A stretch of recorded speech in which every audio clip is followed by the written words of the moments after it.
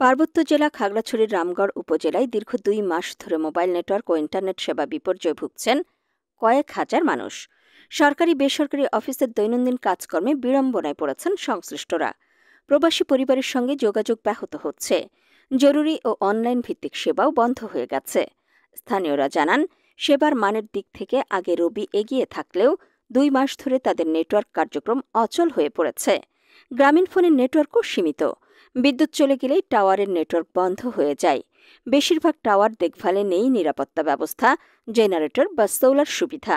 আগে রবির টাওয়ারগুলোতে নিয়মিত মেকানিক পাঠানো হতো, জেনারেটরে জ্বালানি সরবরাহ করা হতো। কিন্তু গত ২ মাস কোনো তদারকি হচ্ছে না, ফলে টাওয়ারগুলো অকেজো হয়ে পড়েছে। বন্ধ হয়ে গেছে মোবাইল ও ইন্টারনেট সেবা।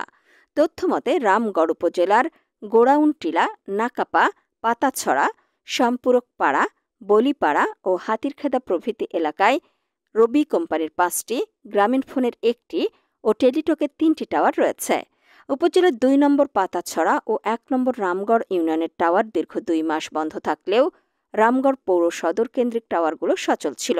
তবে ৩-৪ দিন আগে থেকে উপজেলার সব টাওয়ারের নেটওয়ার্ক ও ইন্টারনেট বন্ধ রয়েছে।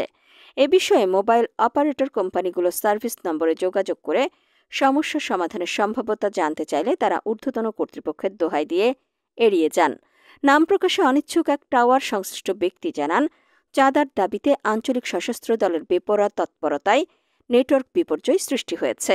গত ১ মাসে জেলার বিভিন্ন উপজেলায় একাধিকবার মোবাইল টাওয়ারে হামলা, বিদ্যুৎ সংযোগ বিচ্ছিন্ন, অগ্নিসংযোগ এবং কয়েকজন অপারেটরকে অপহরণের ঘটনা ঘটেছে। এছাড়া রবির ঠিকাদারি প্রতিষ্ঠানের সঙ্গে বিল সংক্রান্ত জটিলতা ও নিরাপত্তাজনিত কারণে টাওয়ারগুলোর তদারকি বন্ধ রয়েছে। রামগড় উপজেলা নির্বাহী কর্মকর্তা কাজী শামীম জানান, নেটওয়ার্ক বিপর্যয় নিয়ে এলাকাবাসীর অভিযোগ রয়েছে।